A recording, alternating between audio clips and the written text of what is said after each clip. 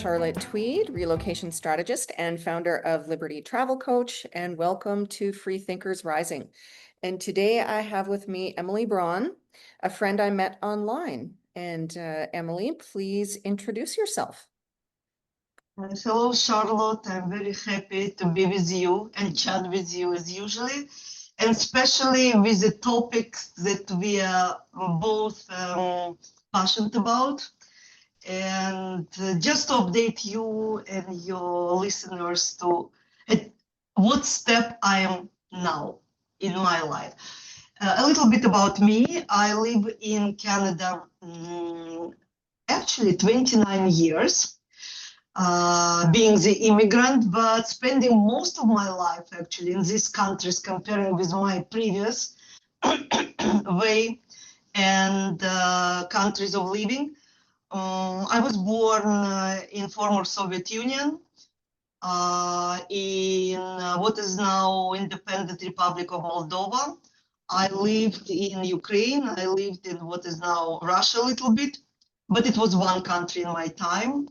I lived in Israel. I'm living now in Canada, as I mentioned, and around 7 kind of years ago, I realized that Canada, unfortunately, will be not probably my last station or place of living. I launched an international lifestyle consulting company during the COVID time. Being IT professional, IT consultant, and having in my past experience several other professional fields. But my passion, I would say, or internal voice led me to launch international lifestyle consulting, because I realized that during the COVID time that people will start moving and leaving Canada, United States, and people will be trying to make sense of the new world, which I didn't know what going to be as well. But I believe that my past educational life, immigration experience better equipped me for this world, comparing with other people who lived actually good, free, as people knew and considered, life for several generations in Canada and United States and other Western countries. So I realized that kind of my life challenges prior to COVID times give me some advantage from experience perspective and from understanding of what's going on. And because I always had this desire to help people, that I can help people this way. And with your previous experience and growing up in the Soviet Union, do you see parallels between Canada, the direction Canada is going, and communism, or what do you see as a future in Canada? I can tell you that even 25 years ago, even from the first years of adjusting to the new life and trying to learn, my first workplace, I will not name it, but over the many years in Canada, I was working for more than 20 workplaces, insurance company, ministries, banks, and every time and actually my first full-time job was in Guelph, Ontario. It's kind of smaller town, more kind of British, Flemish, historically city. And I think I was and 2 other people, we are 2 immigrants for the whole company, and we were such a rarity. And by the way, it was very funny way. So it was me, one developer from Cuba, and one developer from Bangladesh, and 3 of us were speaking Russian. It was unbelievable. We were different colors, race, and we were speaking one language, Russian, and we were together hanging out, in dining room, and because apparently both of them get education in Russia. A Cuban guy, obviously, and other guy was, and we found a lot of things in common, including language. But I found a lot of similarity from the beginning. And, the discoveries of this, I mean, 25 years, 28 years ago, were kind of very strange for me because I was assuming that I moved to the capitalistic country. By the way, Israel was in the time I was living in this change. Israel initially was socialistic country as well, but different type of. I mean, kibbutzim, like all these ideas of uh, equality, all these kind of nice, really good ideas were rooted at the kind of establishment of Israel from the beginning. But when I was living in 90s, it was kind of this change even before. So even comparing with Israel, I think it really doesn't make sense. I mean, it so reminds me of the Soviet Union. I was thinking. But the changes now, to be serious, obviously it's a different country, different culture. But the more I was moving from company to company, as more I was reading the slogans on the company websites or on media, CBC, like radio, the more like I was like, what's going on? This deja vu in this, the small details of deja vu. But I know, by the way, that socialism kind of, as people say, has some attractive features like help to community, help to each other. And actually, I am Soviet child who was educated in this way. We need to help. Like for me, it's normal. For me, it's normal. Like I don't see any conflict here. But I would say kind of ideologically and the slogans and changes. And speaking about the last year, starting from COVID, authoritarian kind of notes here and there, and actually changing the structure of society, changes in economy. So I got to conclusion myself, even without, reading or listening to anyone. So what's going on? It's dissolution of the middle class. And middle class, it's a kind of skeleton or healthy muscle of the healthy capitalism. So when I see, and I'm part of middle class, and all people around me, middle class has a range, yes, but still, and many other changes and really limitation of our freedoms, like constitutional freedoms, freedoms in many senses, economical freedom, travel freedom, you name it. And actually, in my view, starting to divide people, and Canada was a pretty homogeneous country, I would say, comparing with the United States. They always had kind of sound groups, races. Here it was, if not ideal, but very good from social point of view. Like, and it was good for me because like I didn't care Cubans, Bangladesh, even we don't speak the same language. Like I treated people differently as I would do now.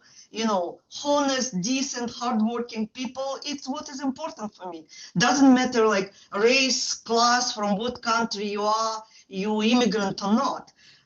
But with all I see in my daughter was born in Canada, youngest one. I discovered that it's the society is going different direction. With everything that you say, the dissolving of the middle class, greater division between even the East and the West. I think that has become greater. Absolutely. The rise of the Alberta separatist movement. We're seeing the land grabs in British Columbia. It's crazy what is going on. So you had looked at other options now. You went to Canada hoping to get the capitalistic society and freedom, and realize now that you need to look at other countries. So Mexico was one of the other countries that you have recently received your permanent residency in. And why did you decide to look at Mexico? Uh, First of all, just some clarification. I didn't look for capitalistic society per se when I moved to Okay.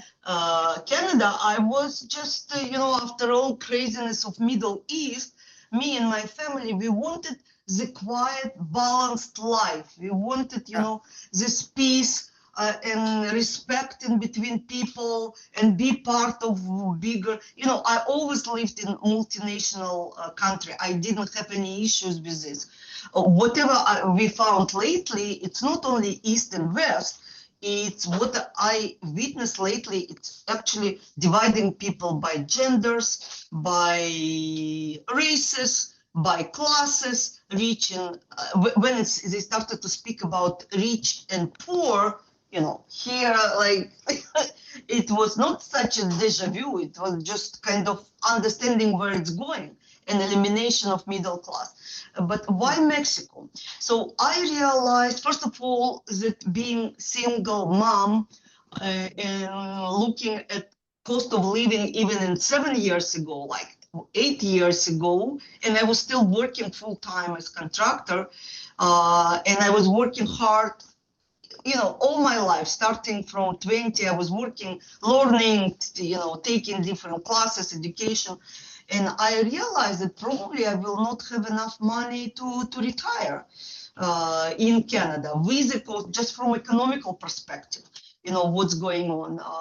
I was still paying mortgage and I was looking, and so I decided I need to have some backup. And since I started to develop my business ideas, and I started with medical tourism, and I was traveling. I was avid traveler for years. I mean, it's my passion to, during all the life. So I was traveling in Costa Rica to do my teeth. I was doing different procedures here and there. I will not speak now about medical system collapse in Canada, which we are all witnessing now. I Yes. found it years ago on myself. I mean, on my own experience and on experience with treatment, with different issues I had with my children. I realized that it's not, I'm not comparing with Israeli medicine, that Soviet medicine of many years ago was better, I mean, services provided, than in Canada, like, with all due respect. So I started to think, okay, so where to go, what to do. And while traveling, I was not only traveling in my kind of vacation, I was always looking, actually part of me, how people are living in this place. What is the structure? Like expat community, it's what I was very interested in. I always like to speak with people, and if we had common language, I mean, Russian or English, I was asking people questions, and I was doing kind of research and overthinking, okay, could I live here? How would I feel there? And all this. And when I realized, but it was more kind of curiosity for me, or just extrapolation of possible life option. But when I started to think precisely for me, and I realized that I need to take into account many different options, when you move. I moved already several times. I know how hard it is. I know that I'm single now, and I'm not I'm not younger, like vice versa, like what people need. And I'm practical. I'm kind of romantic. From the other side, I'm pretty practical. And what was interesting, I realized it's not only my problem, that many Canadians and Americans who live all life here, it started even before international lifestyle consulting, they think about the same. Apparently, people who had like roots and homes and several generations of relatives looking for other options around. So I started to dig to economy, to politics, to understand what kind of people looking for what kind of options. And even And I realized that budget is very important because you can dream, you can think, but if you don't have enough budget for this or other lifestyle, it's your illusion, your bubble can quickly burst off. It's how I get to the international lifestyle consulting idea that people need to consider different aspects of life and know enough themselves in order to figure out how they're going to feel or live in these other places. It was even before COVID. COVID kind of, and all the changes that we have drastically witnessing now, and more complexity to all this. Yeah. And so when I started, and I applied to my European passport, kind of, because I found out my older daughter asked me to explore this opportunity in 2019. My father was born, actually, we lived in the same place, but when he was born, it was Romania. When I was born, it was Soviet Union. It's this area, the same place belonged to the different countries and the different historical context. But by the law, I can get Romanian or European citizens by default, but I need to prove. So this story, by the way, without lawyer, I did myself. I saved a lot of money, as I realized after then. And I applied exactly before COVID, 6 years. But because I didn't have any lawyer, till now I didn't get final result. I know that there is result, but I didn't receive the answer. I mean, they giving me or not? It's very interesting, but it's a separate story, but very interesting to compare how things are moving in Europe with all the law and all the documentation process going on for 6 years, comparing how quickly, and I would say without issue, it's happened for me in Mexico. So with all this realization, I thought, okay, Europe, it's not enough just to have one option. These days, I thought we need to have several options. And when I started to think about Latin America, I realized that Mexico is simple, straightforward. I mean, the process, immigration process. And I started to travel in Mexico before, because I've had this idea of having medical tourism business in Riviera Maya. I was going Riviera Maya. I knew some developers, Mexicans, and after that I discovered kind of big Mexico, and I started to travel from state to Mexico just from curiosity as a traveler. But when it's a hit, rubber hit the road, I thought, okay, I did the calculation. In my case, I don't know what my children, but I need to be close to Canada. I need to be on the same continent. I need to be sound financially. When I calculated all this, I get to conclusion that it's better for me to have Mexican residency rather than Costa Rica. I really like Costa Rica, but I realized the differences, and I decided Mexico it be. And since I noticed, starting from COVID times, that many people from Canada and United States are moving to Mexico temporarily, this or other way, I realized there is a community here, and will be more and more people coming, English speaking, I mean, people from all other countries of the world will be coming to Mexico. It's big enough country.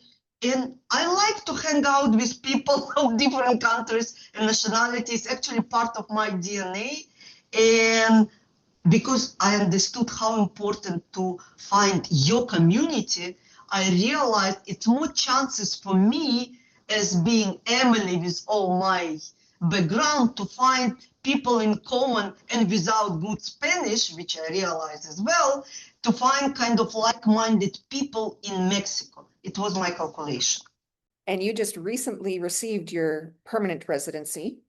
Yeah, I started from temporary, it was like 4 years for me to observe the changes in Mexico, in Canada, in other countries. I started because by the way, through my experience, I I shared this my experience with other people. I didn't want just theoretically to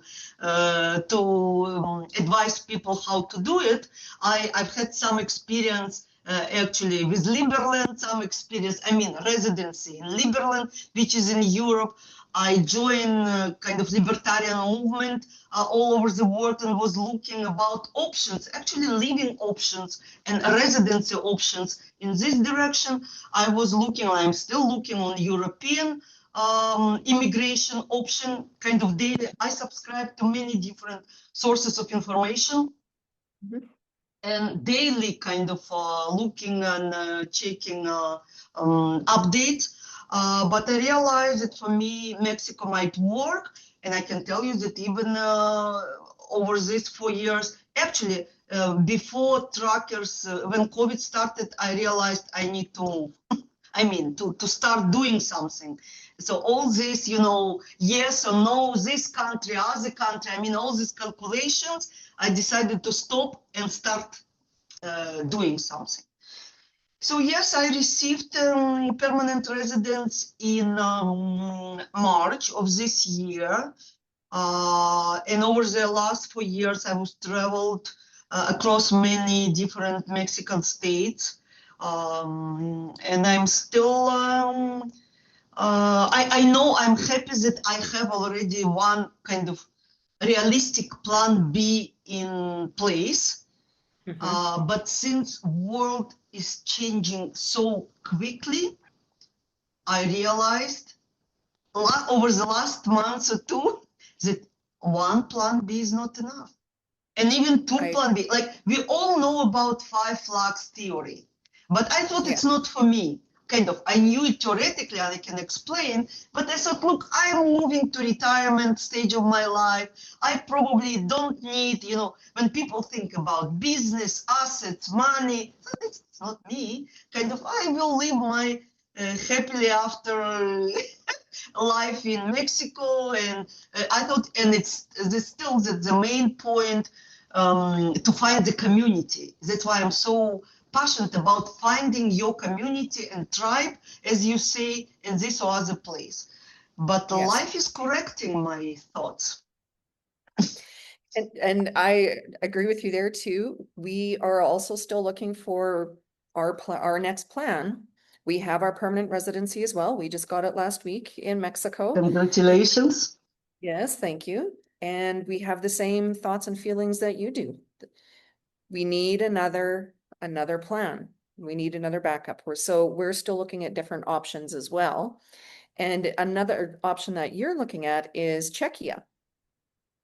Yeah, because I didn't get yet a final decision from Romanian government. And somehow I thought if it would be no, I would have been already receiving it. But still, I started to think about, now I have kind of Mexico, it's not problem anymore. It's with my head is, I was asking myself, okay, where would I live? Say I will receive this passport this year, but Europe is a big, European Union is a big, and I knew that I don't want to live in Romania, with all my respect. Nobody knows. Maybe life will change my thoughts about it. And it happened that over the like 2 summers ago, I was in Poland just a little bit. I had kind of work assignment. I spent some time in Bulgaria, which I wanted to visit. It was one of my options, Varna on the Black Sea. And I knew why I selected, say, Bulgaria, like language easiness and people. Like, I'm not afraid of Eastern Europe. I am from Eastern Europe. I mean, it's a big because some people, they especially, they kind of afraid. I don't afraid of Eastern Europe. I became more afraid now. I was not afraid of anything, but I became more afraid of Western Europe. And if from the beginning, actually, I was considering Portugal or Bulgaria, kind of taking pros and cons from both countries, cultures, locations, stuff like that. After then, I decided, no. Portugal, I know cost of living, and too many people. I would be okay in Bulgaria. People speaking Russian, people mentality I understand and even don't understand, but kind of there are many other people. And I was in Montenegro, which was on my list as well, as you visited Montenegro in the different settings, and I was going around, and I was okay. So now in April, I started to think, okay, if not this, and this, what are the other options in Europe where I can kind of see myself theoretically or practically? And it just happened, I don't know, coincidence or not, but I started to work online with startup. And it's Russian-speaking immigrants who are living in different countries of the world, including Montenegro. It started from Montenegro, from my connections in Montenegro, in Montelibero community. I became kind of familiar with Montelibero community. From Montelibero community, I got to this project and get known, by other people. It's interesting. And because of my libertarian ideas, I kind of launched to be part of this kind of unclear for me project. And CEO and leader of this project, he lives in Prague. And I really like Prague. It's for me, it's number one. It was number one city for me in the world before I have seen Barcelona, but now I'm disappointed in Barcelona, but Prague is still number one. And even climate is not like Bulgaria, but I started to think about Czechia, which I traveled before, many years ago. So I decided to check actually Czechia as a country. And big secret, I already purchased ticket to the October to visit it. And I started to learn, but I'm kind of such a person, when I put my attention to something, like Mexico, and Mexico started to lean left. Oh, that is a very important point. I noticed some changes in what Mexican government is doing, digital ID, and some experience that I received lately in immigration office here and there. Like it's still okay, but tendencies are changing. And Yes. I realized, okay, I don't know if it's enough. Even I kind of calculated, even I kind of okay in Mexico, but who knows what's gonna be in this time. So excluding from all European countries, for me, all others, I realized that only Czechia is ticking the boxes, theoretically. Now I need to go to this country and check it on myself. Being me in my age now.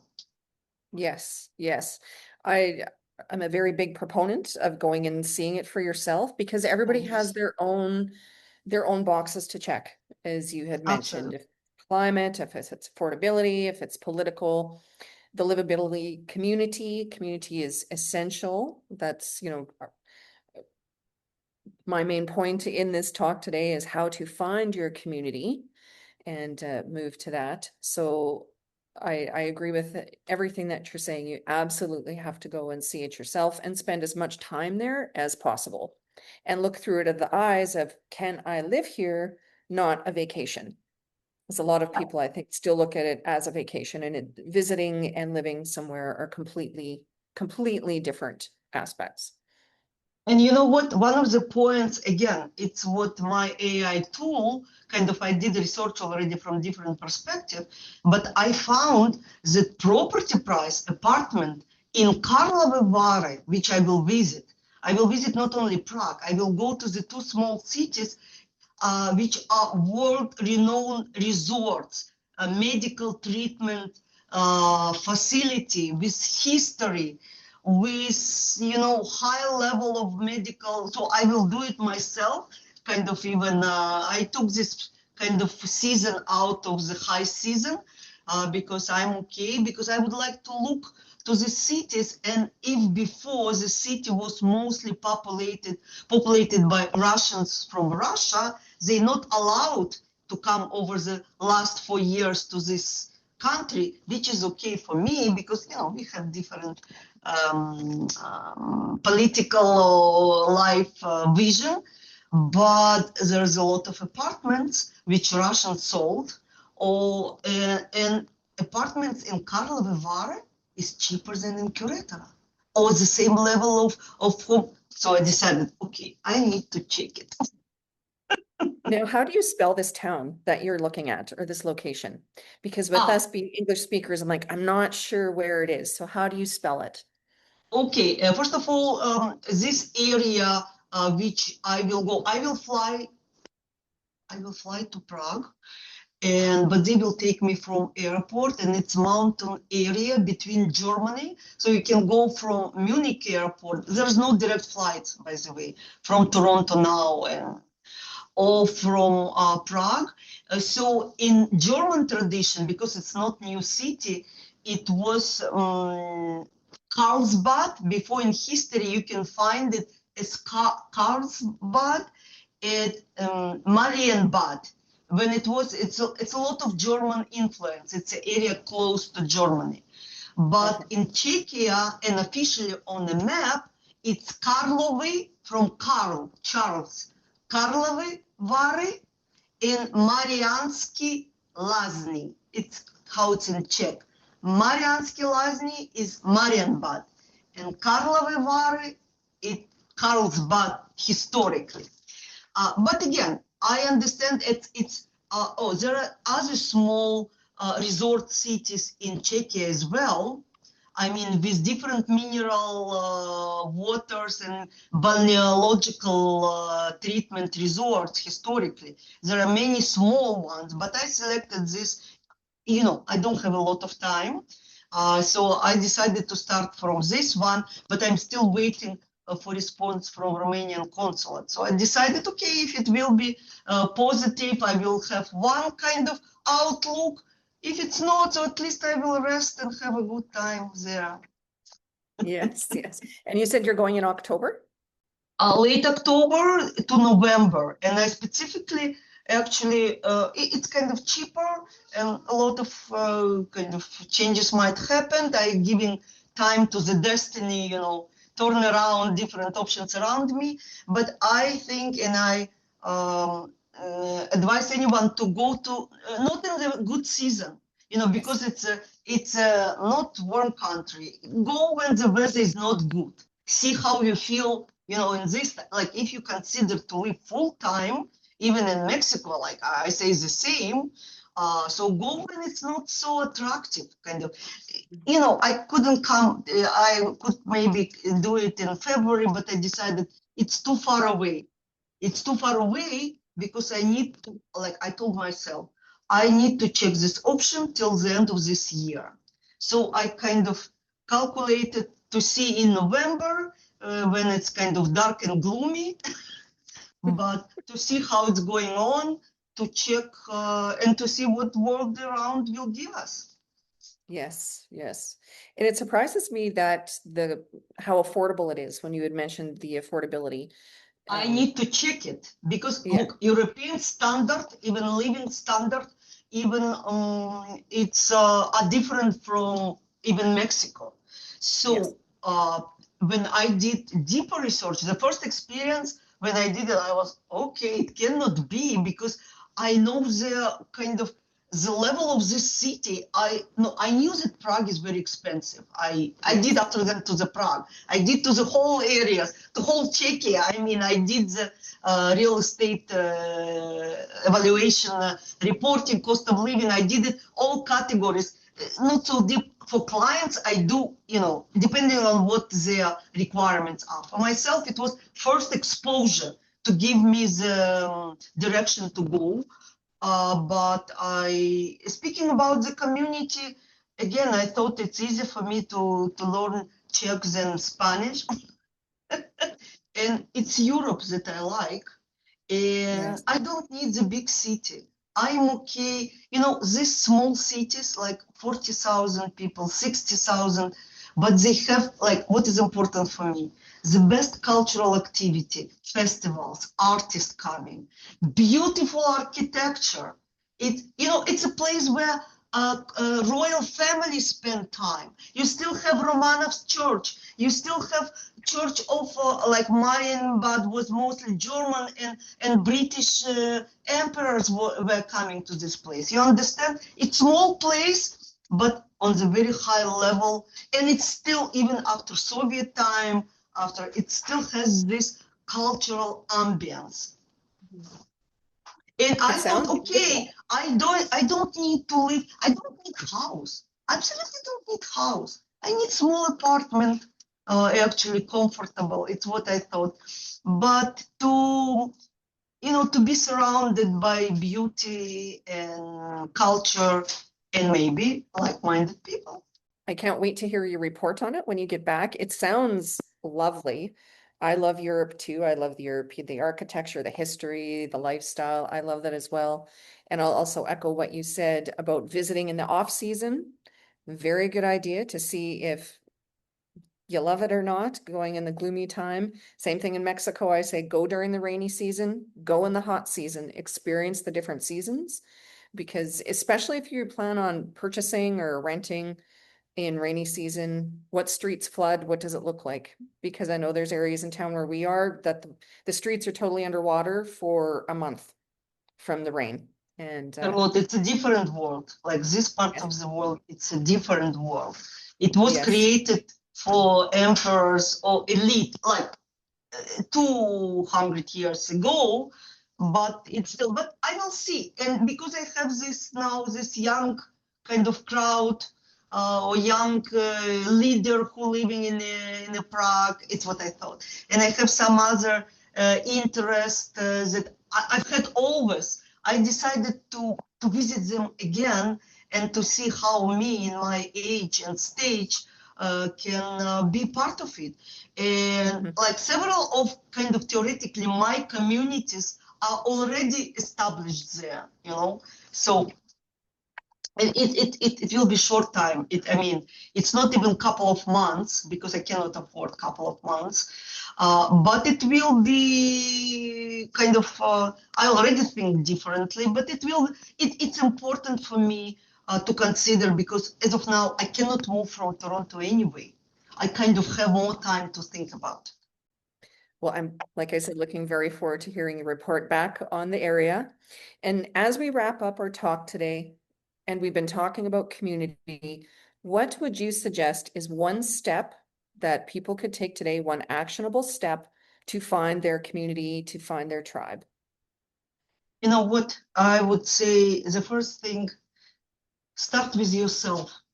Understand who you are at this part of your life when you are looking, and what is more important for you: comfort, financial stability, which is important, I don't say, climate, important for some but not so for many. What kind of climate you will be better? Medical facility, do you need them? Kind of the same point that I always speak about, but understand what you're up to. And political climate. When I say climate, political climate. Even with all changes, even in European Union, they kind of all members, but they have different policies, they have different leaders of the country. And I'm interested to see how they implementing these policies, because Czech kind of, in between, if it's important for you. Some people think, okay, I will just find, place on the seashore and I don't care, or on the island and I don't care, and I don't what's going on the mainland. No, it doesn't work this way, but the person understand will later. Or maybe some people can build such a high walls that they don't care, they can, be only in their home and don't care about what's going on. But I think we are living in such times that the heat will come. So it's better to be prepared and understand where this, you cannot predict the future, but at least to understand, hints when they're coming, in what direction it's going.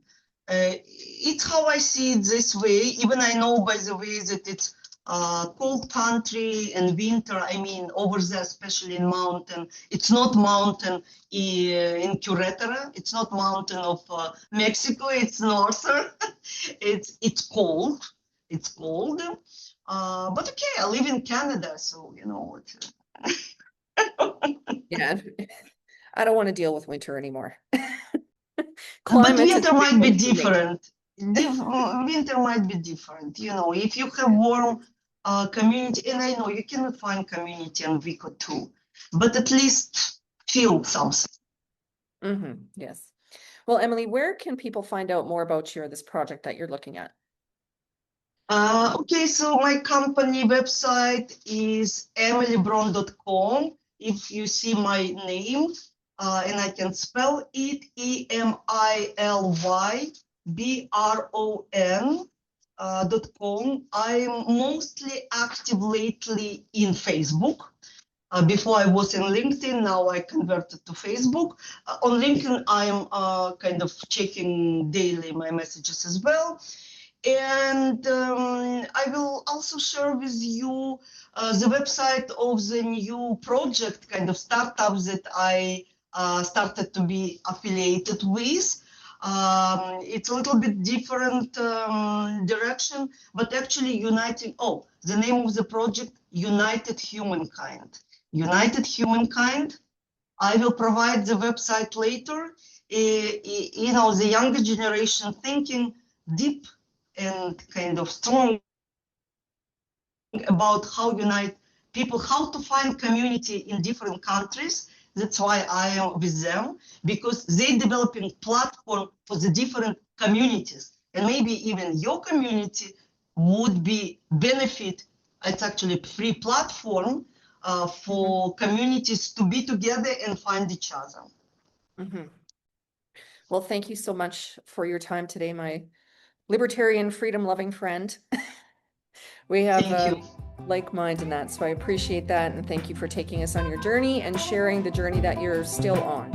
And yes, it will be very helpful. So thank you again for your time. Thank you, and all the best.